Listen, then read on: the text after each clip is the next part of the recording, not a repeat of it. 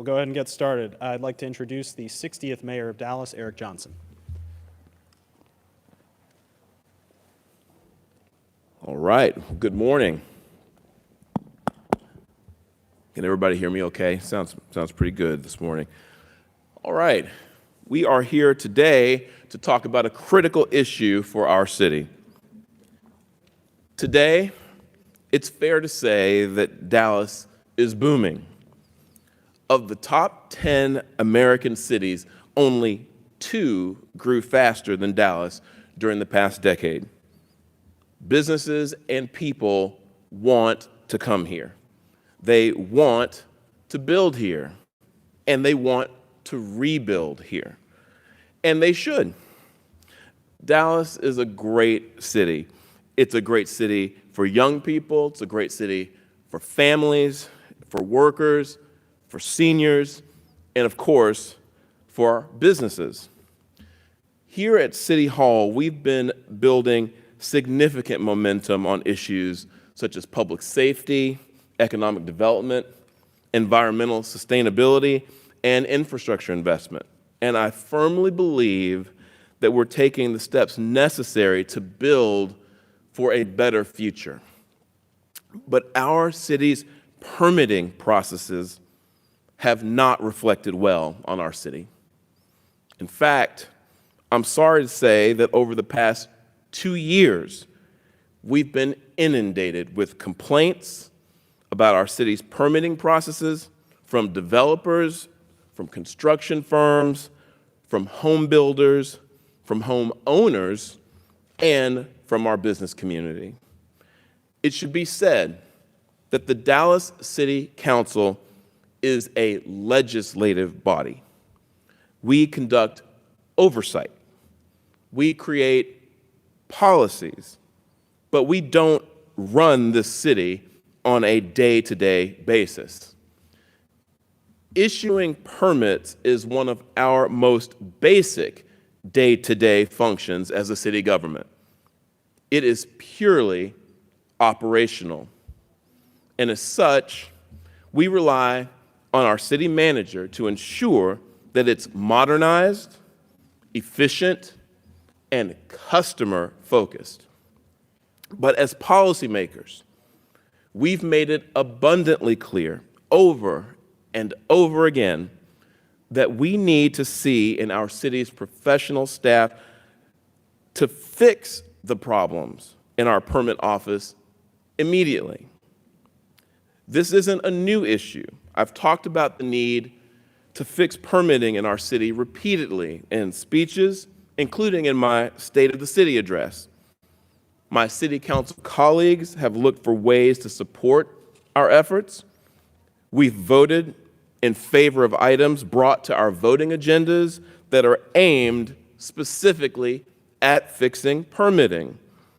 And we've conducted numerous committee meetings to monitor the progress and to push for a greater sense of urgency. And I'm grateful for all of this work that we've done as a council on this issue. However, 2 years in, the city is still struggling. And the stakes are simply too high to let this drag on any longer. We need action, or we're going to risk allowing permitting to become increasingly Byzantine in this city.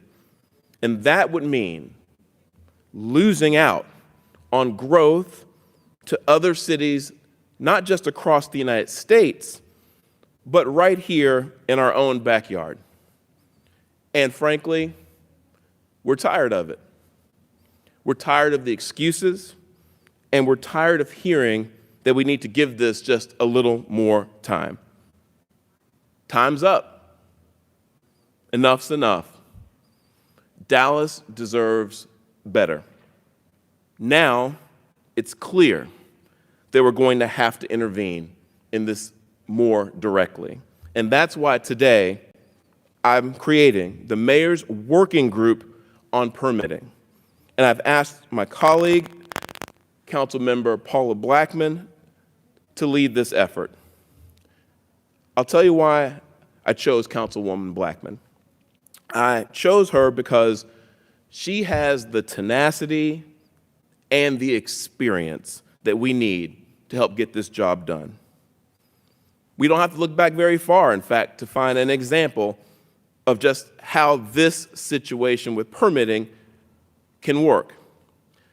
Recently, I asked Chairwoman Blackman, in fact, it was just last year, to carry my comprehensive ethics reform proposal through the committee process, and she proved herself more than able to take up that very difficult task. By the time that we cast a unanimous vote in favor of that historic policy that's going to help our city root out public corruption here at City Hall, I know it might have looked easy, but let me assure you, it was far from easy. And this job won't be easy either. But I am confident that if Councilwoman Blackman takes the same drive and commitment to blocking and tackling on permitting as she did with ethics reform, we're going to get this problem fixed, finally. To help her in her efforts, Chairwoman Blackman has selected a private sector co-chair, Macy Davis. Macy has extensive experience as a policy consultant in our city and can serve as a bridge to the industries that deal most frequently with our permitting office. The mayor's working group on permitting will be seeking input, researching solutions, monitoring progress, holding our city staff accountable, breaking down the silos in city government, assessing potential budgetary impacts, and of course, returning to the relevant city council committees with any policy proposals that they deem necessary to fix this problem. I'm looking forward to working with this team to help get our city back to basics. And by working together, I believe we can make Dallas the best city for business in America. So with that, Chairwoman Blackman, I want to say thank you so much for your leadership, and I'm going to turn it over to you.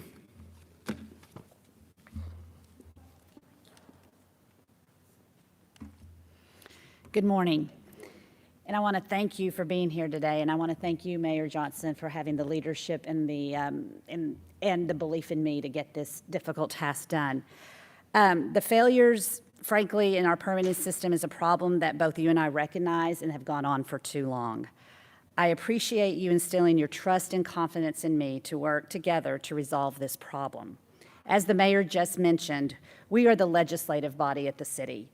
But when day-to-day operations like permitting pose existential threats to how we do business here, we must intervene. In a time where we need to continue growing our economy and residential market, we are stifling our own progress because this foundational system is broken. I cannot simply sit by and hear the complaints of my residents and industry leaders anymore. Whether it's folks wanting to build a new home, office during this COVID time, or a builder trying to add properties to our housing stock, we have to get this right.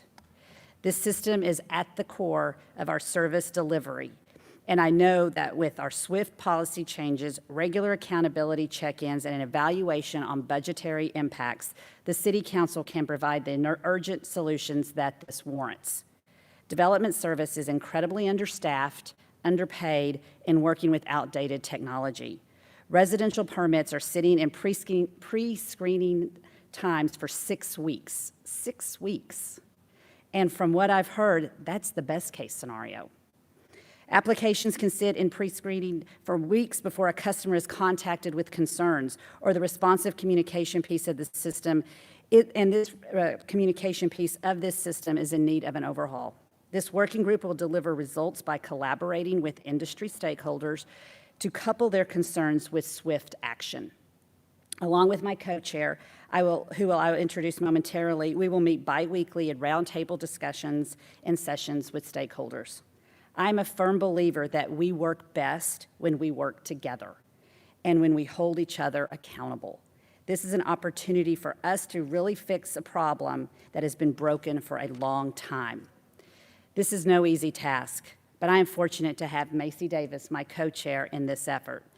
Macy has the experience in the permitting process here at the city.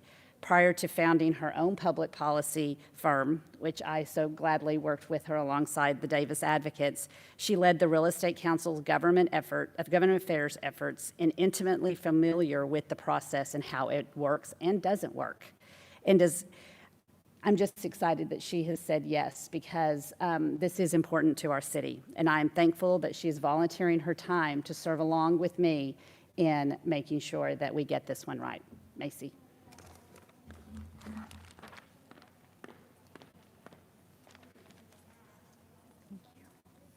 Thank you, Councilmember Blackman and Mayor Johnson.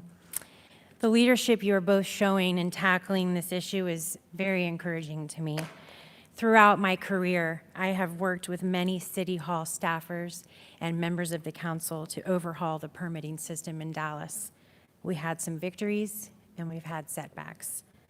This is complicated. It's a complicated operational problem, but we finally have the resources and the team in place, and we can get this done.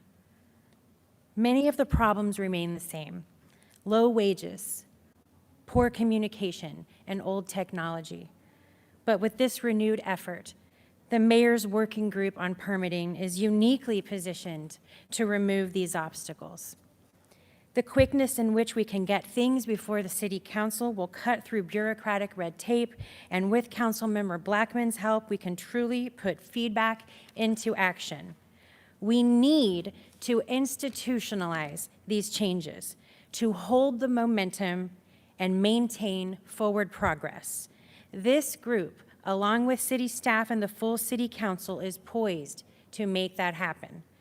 I look forward to collaborating with our industry partners, the builders, developers, and customers, to provide a feedback loop at City Hall that will help us know what is working and what is not. Thank you all for being here today, and thank you, Mayor and Councilmember Blackman, for asking me to serve. It is an honor.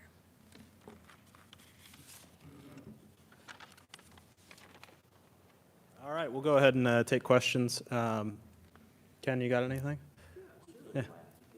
He came. Well, you know what? We're going to skip you. We're going to go to Clayton first. Clayton was here early. Yeah.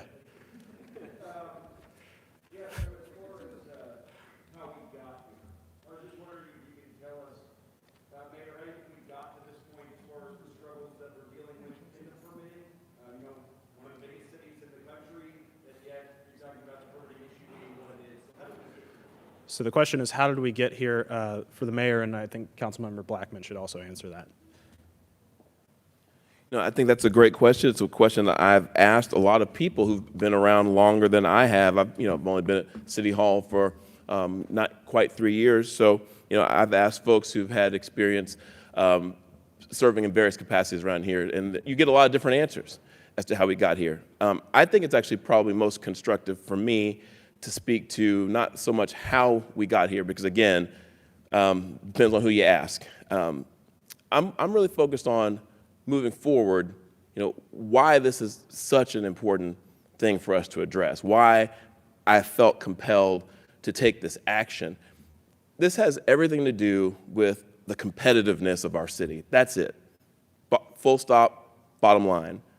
I'm very concerned at this point, given how much I've heard about this issue for the past 2 years, that we are actually falling behind, not gaining ground, but falling behind in the competition with our suburbs and other cities around the country for very valuable projects and for just overall customer service satisfaction with dealing with city government. Again, it's not just about people who want to come and throw up a new building. It's folks who want to renovate an existing building, or people who want to make simple improvements to their homes.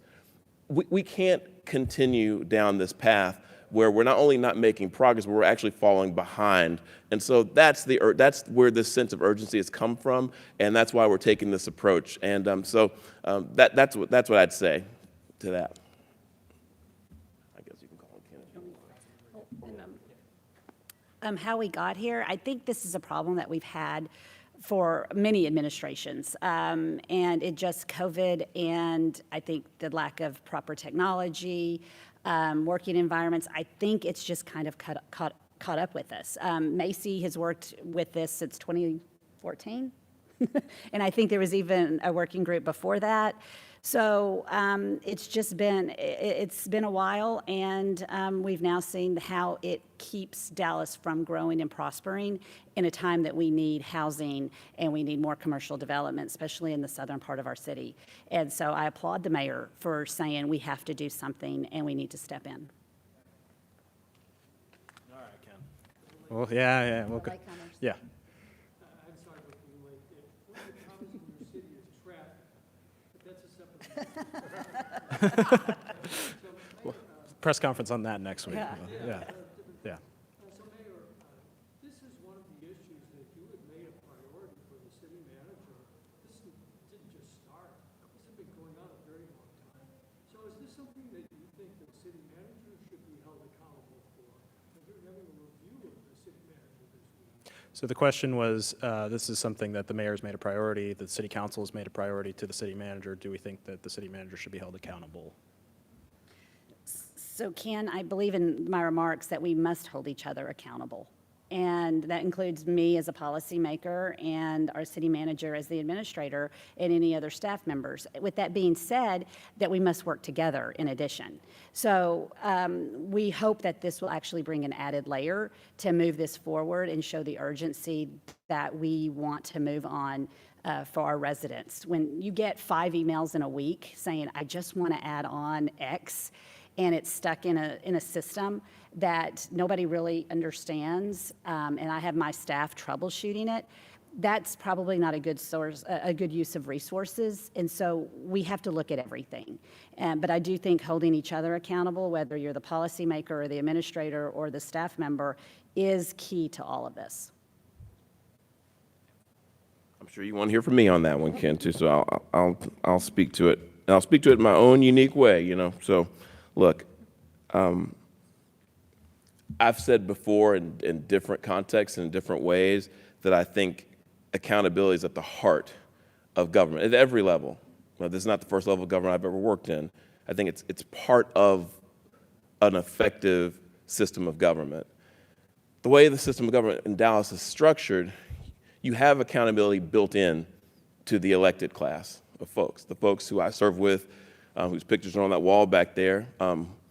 Voters hold us accountable every 2 or 4 years. It's our job, once we fill the seats that they have put us in, to hold the people who work for the city of Dallas residents accountable. That's actually our job. So, to answer your question quite directly, I believe we have to all be held accountable. I don't think there are any exceptions to that. I don't think there should be any exceptions to that.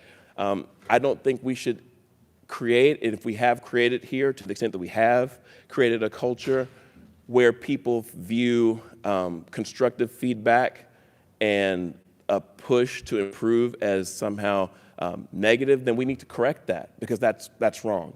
That's not actually the right attitude to have. Not the kind of coach I want to be, not the kind of coaches I ever played for. I believe that the kind of coaching style that you should have is one of constant improvement.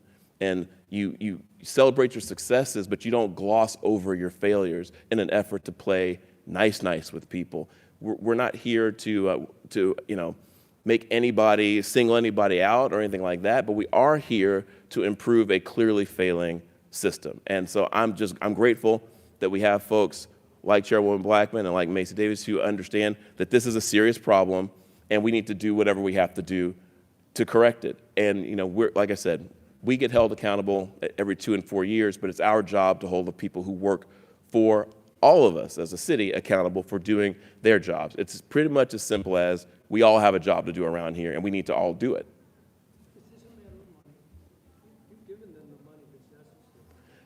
I will tell you that, and I'm happy to provide you different examples, but I don't recall a single time we've ever been asked by the city manager as part of the agenda, a voting agenda on an operational item related to permitting that I have voted no, or that this council has denied that money. I also don't recall ever having a budget line item aimed at improving permitting that we've ever amended to take out or voted against. So I think every time we've been asked, we've done it. That's to my knowledge. Yeah, sir.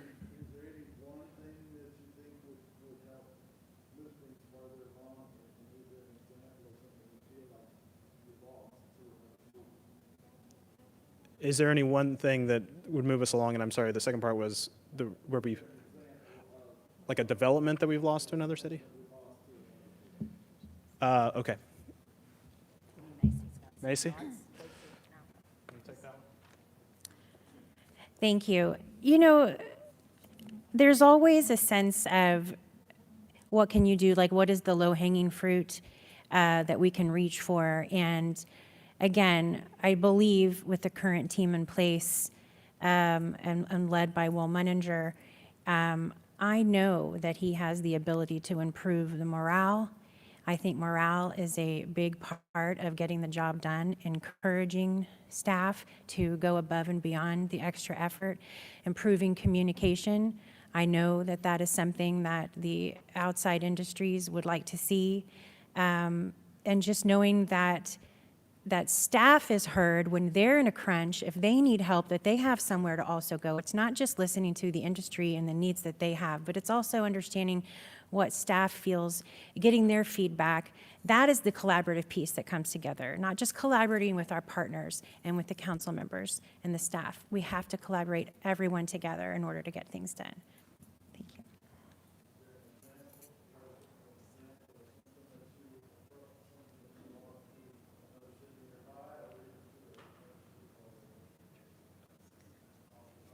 No, I don't have an example off the top of my head that I can share. I think we've all heard some anecdotes, there was a hearing that I know where people who work with this function of city government on a regular basis have said some things on the record. But I anticipate that's what this working group is going to do. I think the first thing I said about its responsibilities is going to be receiving input, and that means we're going to be talking to folks in this community to get us beyond the point of give us the specifics of what makes a permitting office that you've dealt with in another city, whether that city is right up the tollway or someplace else in the United States that has worked better, so we can actually have some specific feedback as to how to improve. But to me, this is pretty, you asked about an area that you can think of to improve in. Just the customer service aspect of it pretty much is telling us right there that objectively speaking, how fast a permit should be issued or on how that all works is one thing. But when you have this many people who've interfaced with your system telling you it was a terrible experience, what business in the world would ignore that type of feedback and say, oh, well, they're just being picky? That's a problem. That's an on its face problem. So we're going to have to address at a minimum just what the experience is like dealing with our permitting offices and dealing with city government in this aspect to find out what we could do to make that experience better, so folks don't have this feeling that it's easier and more pleasant to go through this process in other places. Alan, and I think, and then if Sharon has anything more. Okay, just Alan then.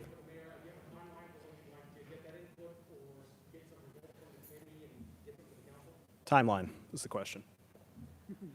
I'm really, I'm famous for the timelines on my task forces because I think that's what a task force has to have. They really need to be, focused in that way. This was a little different. The reason why we call this a working group is because I don't feel comfortable saying that, the scale of the problem is one that I can say for sure should be able to be, we should know the ins and outs of this in 6 months or a year. I mean, I'd like the answers, obviously, as quickly as possible. I'd like to have some idea of where we're going with this. And so folks like Chairman Atkins and other folks whose committees will have to deal with whatever comes out of this committee. That's the process, basically, right? This group figures out if there's something that needs to happen on a policy, from a policy standpoint, and then the policymakers and the relevant committees have to adopt it. And we have to have that take some sort of official action. I don't want to ahead of time tell them how quickly that has to happen, but the answer is it needs to happen as soon as possible. Every day that this goes unaddressed is a day that we're losing business to other places that have gotten this right. right, well, thank you very much, and let us, all right, we'll allow it. What do you got? You know, the Public Safety Committee, they're meeting today. They're hearing from the Oh, Ken, that's an unrelated question. Yeah, that's not permitting. Yeah, okay, so we're just going to wrap this up. And then you can, Yeah. But yeah, okay, thank you. all right, thank you very much. Yeah. On my way out. We can let these good folks go, though. Anyway, thank you so much, guys.